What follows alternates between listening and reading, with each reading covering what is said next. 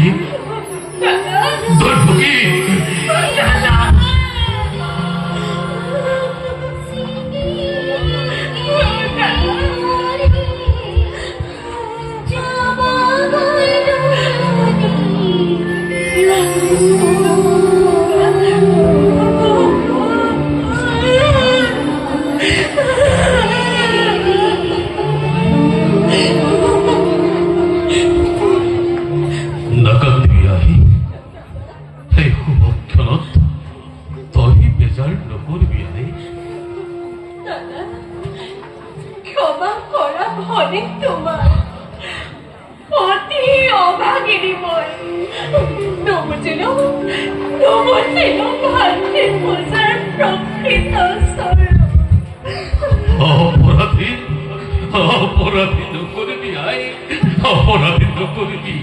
শৈশৱ কালৰ পৰা যি অকপট স্নেহ বন্ধনেৰে বান্ধি ৰাখিলেই অভগা দাদাৰক তাক মই কোনো কালেই পাহৰিব নোৱাৰো। আই তাক মই কোনো কালেই পাহৰিব নোৱাৰো।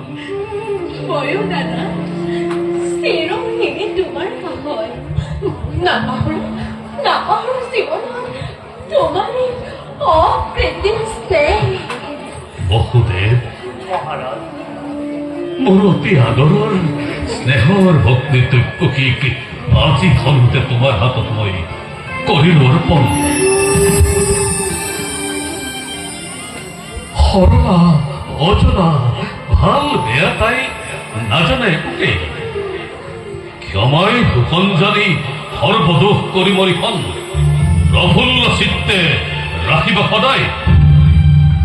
মহাৰাজ, আদেশৰ মই নকৰি ৰন্ধা।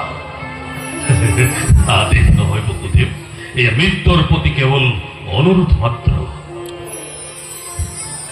ভগ্নী দৈৱকী পতি ব্ৰহ্মা পতি বিষ্ণু পতি তিৰুতাৰ আচৰ ধন প্ৰতি তিনয়ন দেৱতাৰ দৰে জ্ঞান কৰিবি সদায়।